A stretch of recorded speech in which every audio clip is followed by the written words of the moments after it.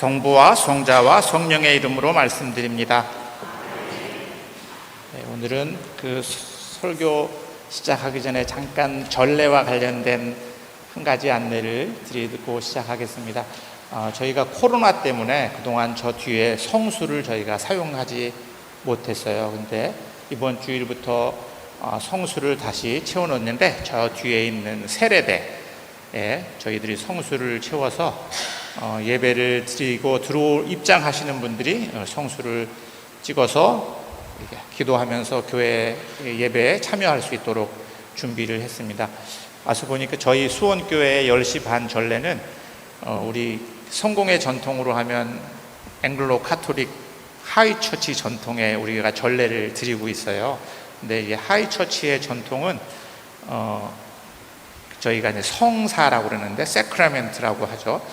그거는 성육신 신앙을 굉장히 중요하게 생각하는 신앙 전통이고, 보이는 것, 우리가 만지는 것, 감각하는 것을 통해서 보이지 않고 우리가 만질 수 없는 하느님께 나아갈 수 있다, 이런 신앙을 가지고 있는 그런 신앙적 전통이 우리 이제 성사적인 교회가 가지고 있는 신앙 전통인데, 저희가 저기서 예배를 시작하기 전에 사제들이 이렇게 사식자들과 독소자들이 순행해서 들어오는 것은, 저 세례대와 여기는 저쪽이 만약에 지상 세상이라면 이쪽은 천상의 세상을 향해서 또 홍해를 갈라서 가나안 땅으로 우리가 십자가를 맨 앞에 들고 우리가 하느님께 나아갑니다.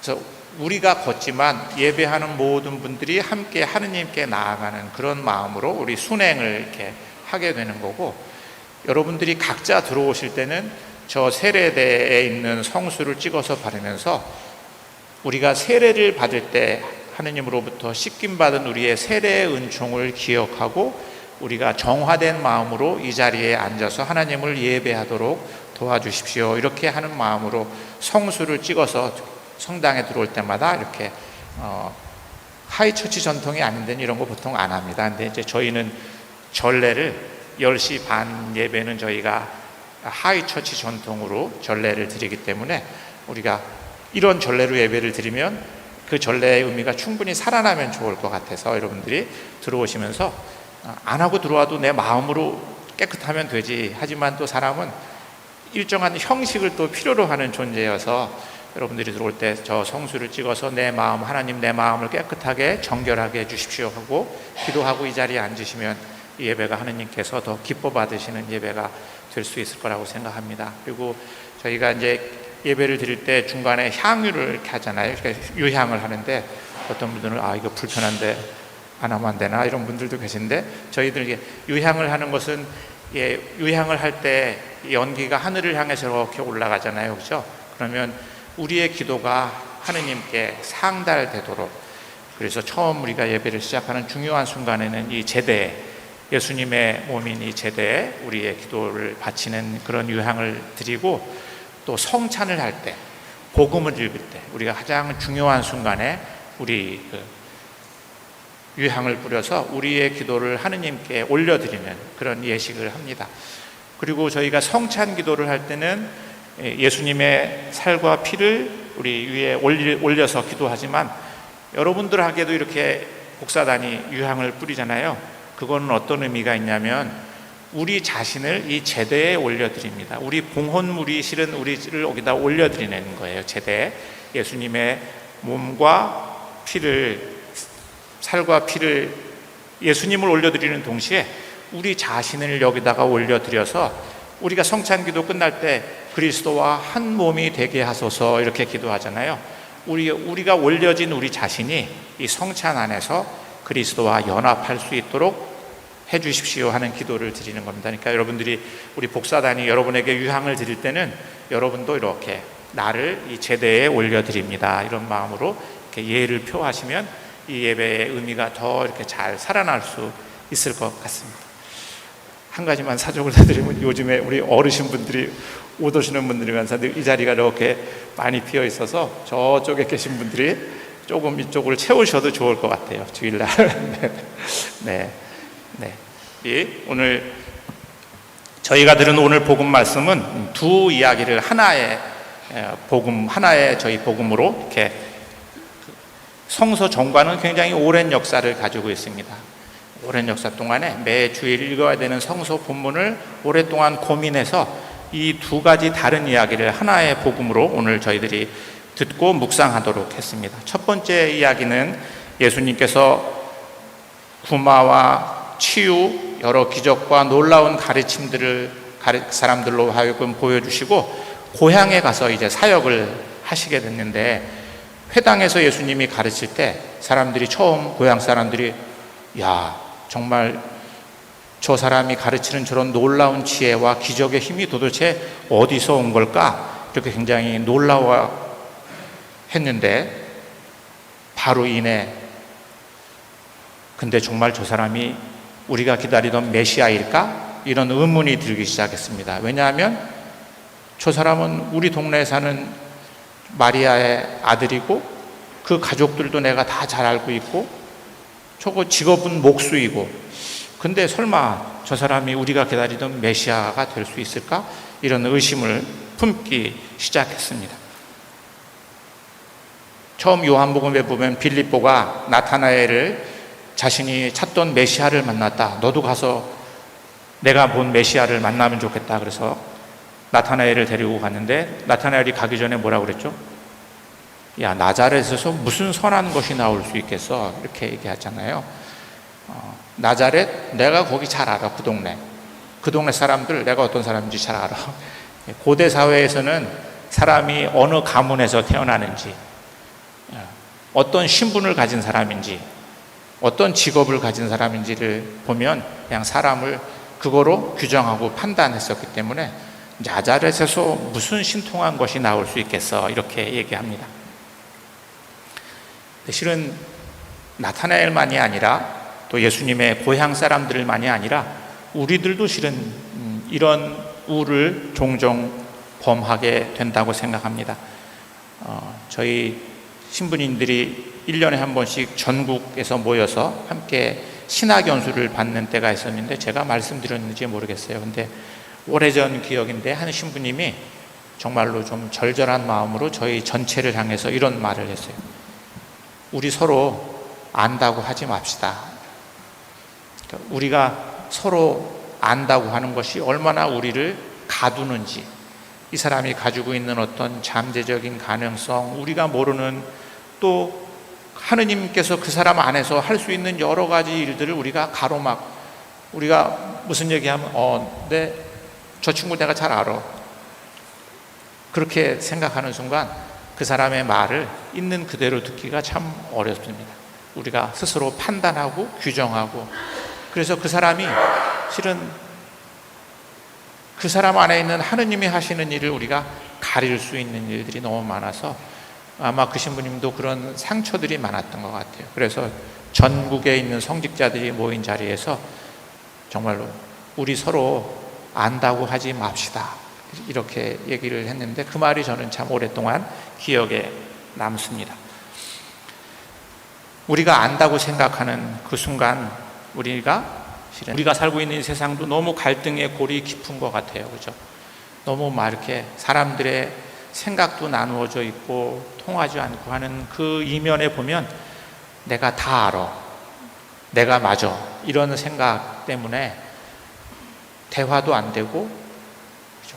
갈등은 깊어지고 새로운 가능성을 우리가 발견하지 못하고 있는 거 아닌가, 이런 생각들을 종종 하게 되는데, 정말로 오늘 예수님의 고향 사람들, 아까 제가 말씀드린 나타나엘은 물론 나중에 예수님을 만났죠. 그죠? 오늘 복음은 첫 번째 이야기는 우리에게 그렇게 묻습니다. 혹시 우리도 내가 안다고 하는 생각, 우리의 관계 속에서, 하느님과 나의 관계 속에서 내가 안다고 하는 생각 때문에 하느님께서 일하실 수 있는 어떤 영역을 우리가 가두고 있지는 않나? 하느님께서 어떤 사람 속에서 일할 수 있는 영역을 우리가 차단시켜버리고 있는 건 아닌가? 이런 생각을 하게 됩니다. 오늘 두 번째 이야기는 예수님께서 이제 많은 기적과 치유와 가르침을 사람들한테 주시고, 고향에서는 사람들이 자신을 받아들이지 않을 때 거기서는 예수님께서 아무런 기적을 행하실 수 없었다 이렇게 얘기해요. 그리고 예수님은 사람들이 믿음이 없는 것을 참 이상하게 여기셨다 그렇게 얘기합니다.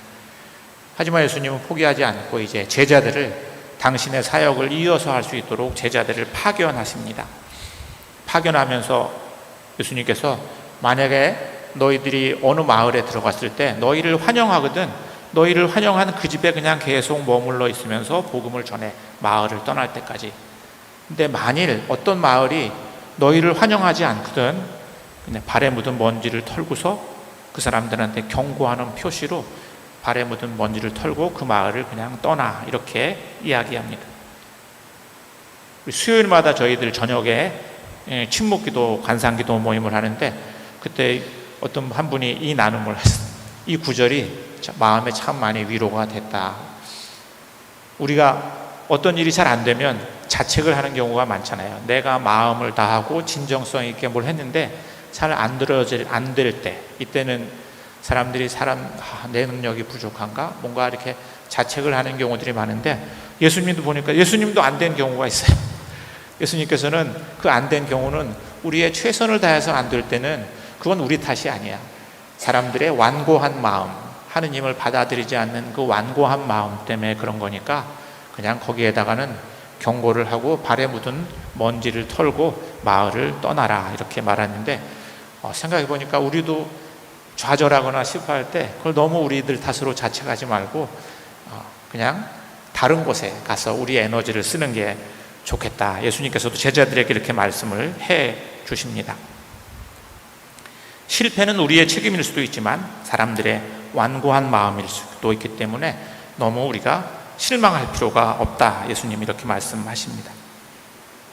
예수님께서는 우리를 성공할 수 있는 자리에만 보내시지 않고 오늘 저희가 읽은 구약 말씀은 사람들 아주 완고한 사람들에게 예언자를 보내는 이야기를 오늘 저희들이 들었습니다. 예수님도 실은 그 완고한 사람들에게 저기엔 가능성이 없어 이렇게 가지 않으시진 않았어요. 가시지만 그래도 듣지 않으면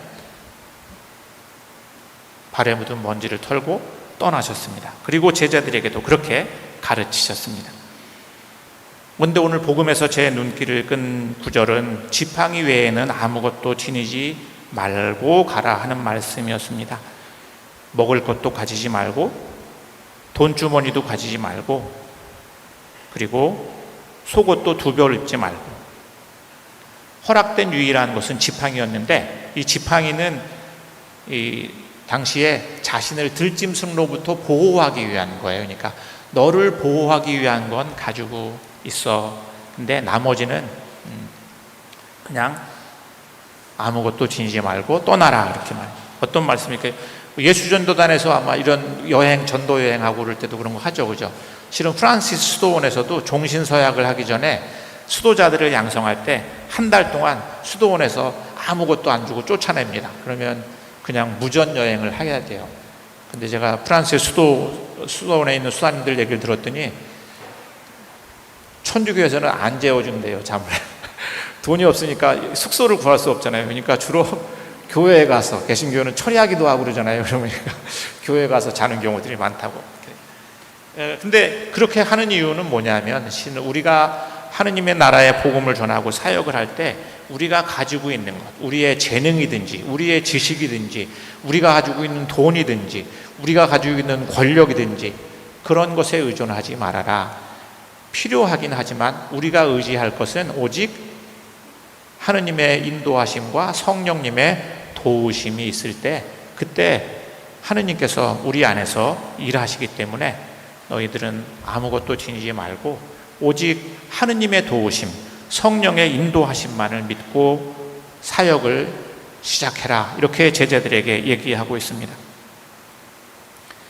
생각해 보면 저는 이렇게 안정된 교회에 와서 사역을 한 건 제 성직 생활 33년, 4년 됐는데 처음이에요. 대성당에 딱 1년 있었습니다. 대성당에 딱 1년 있었고 나머지는 뭔가 새로운 걸 만들어서 없던 걸 만들어서 일을 하면서 제 성직 생활을 해서 그리고 실은 사람들이 볼 때는 그 일이 굉장히 뭐라 그럴까 좀 저거 될까? 불안한 그런 자리에서 실은 모든 제 삶의 사역을 해왔던 것 같아요. 나눔의 집을 시작할 때는 우리 수원교회 이수상 신부님 함께 저랑 오래 같이 있었는데, 그때 저희들이 20대 후반 이랬어요. 20대 중후반 뭘 하겠어요. 주교님한테, 주교님 그냥 전셋집 하나만 얻어주시면 우리가 아무것도 요구하지 않겠습니다. 우리 그냥 전셋집 하나만 얻어주세요. 했더니 김성수 주교님이 그래? 한번 니네 해봐. 전셋집을 600만 원짜리 전셋집을 하나 얻어줬습니다. 저희는 그냥 그때 이제 아직은 학생이었어요. 처음 교회에서 파송을 받은 건 이수상 신부님 전도사로 파송을 받았어요. 이수상 신부님 아마 5년 동안 급여가 없었습니다. 아마 제가 알기로는 교회에서 지금 집에서 용돈을 받아서 쓰신 거로 알고 있는데, 김성수 주교님이 끝까지 너희들이 약속했으니까 아무것도 도와주지 않아도 된다고 그랬으니까 나는 도와주지 않을 거야. 그래서 실은 저희들이 급여가 없이 일을 했죠, 오랫동안. 그리고 시작한 게 후원회를 만드는 일이었어요. 근데 주교님이 그거는 도와주셨어요. 우리가 각 교회를 돌면서 후원회를 만들고 도와줘서 실은 나눔의 집이 그렇게 시작이 됐죠. 뭐 성공의 영성센터, 또 제가 지금 사역을 하고 있는 샬렘 영성훈련원, 이런 것들도 처음에 실은 아무 생각, 정말 어떤 일로 시작이 됐냐면 하느님을 향한 갈망, 그게 다였던 것 같아요. 너무 기도하고 일을 원하는 사람들이 모여서 계속 기도하다 보니까 거기서 무슨 일이 일어났어요. 한국 샬렘이라고 하는 건 이제 잘 모르는 분도 계시지만, 그 샬렘은 지금은 개신교 안에서는 그래도 제일 활발하게 영성훈련을 하는 기관으로 사람들이 인정을 해줘요, 지도교사에는. 근데 처음에 박경조 주교님이 저를 보내서 그거를 미국 사람들을 불러서 프로그램을 할 때는 뭐를 만든다는 생각은 없었습니다. 그냥 한번 프로그램을 해보자 하는 것이 전부였습니다. 근데 모였던 사람들의 갈망이 크니까 사람들이 다 우리 헤어지지 말고 계속 한 달에 한 번씩 모이십시다, 이래서 실은 시작이 된 거예요. 그리고 뭐 모이다 보니까 어떻게 하다 보니까 지금은 한 5명의 파트타임 스태프들이지만 한국교회 안에서 영성 프로그램을 하는 그런 아주 소중한 기관으로 자리를 잡게 됐죠. 저는 이것은 사람이 어떤 한 개인이 한 일이라고, 나눔의 집도 마찬가지고 샬렘도 마찬가지고 영성센터도 마찬가지고 어떤 한 사람이 할 수 있는 일은 절대 아니었다고 생각합니다. 나눔의 집 얘기하면 사람들이 신부님들 얘기해요. 뭐 전하 이수상 신부님이나 또 뭐 이재복 신부님이나 송경 처음에. 근데 실은 나눔의 집은 정말로 많은 봉사자들이 있었습니다. 그리고 저희랑 그때 같이 일했던, 처음 시작했던 여성 청년들이 있는데 그 친구들 이름은 언급이 안 돼요. 그러니까 실은 거기에 많은 봉사자들이 함께했던 사람들이 있고, 그 사람들이 가졌던 열망이 있어, 하느님을 향한 열망이 있어. 저는 우리가 약할 때, 오늘 사도 바울이 우리한테 하는 얘기는, 어떤 사람이 7번째 하늘이 사람들이 신비 체험을 할 때 가장 높은 체험이라고 그래요. 근데 어떤 사람이, 내 주변에는 3번째 하늘까지 올라간 사람이 있어. 그 3번째 하늘은 그 7번째 하늘을 들어가는 진입로예요. 거기 통과하면 영적으로 굉장한 체험을 할 수 있는 그런 곳인데, 나는 자랑하려면 그런 사람을 자랑하겠습니다, 그렇게 말하면서, 하지만 나는 그런 체험은 없습니다. 내가 자랑할 수 있는 것은 나의 약함입니다. 나의 가난입니다. 이렇게. 내가 약할 때, 내가 약하다고 생각할 때 하느님의 도움을 청하죠. 내가 안다고 생각할 때 하나님의 지혜를 구하죠. 내가 없다고 생각할 때 누구한테 도움을 받으려고, 내가 다 가지고 있어, 그러면 실은 그런 사람들은 하나님을 찾지 않죠. 그래서 예수님도 율법학자나 당시의 종교 전문가들, 요즘 말하면 신학 교수들, 저희 같은 성직자들을 향해서 뭐라고 그러냐면, 안다는 사람들한테는 이 모든 것을 감추시고 철부지 어린아이에게 나타내 보이시니 하느님 감사합니다, 이렇게 말했죠.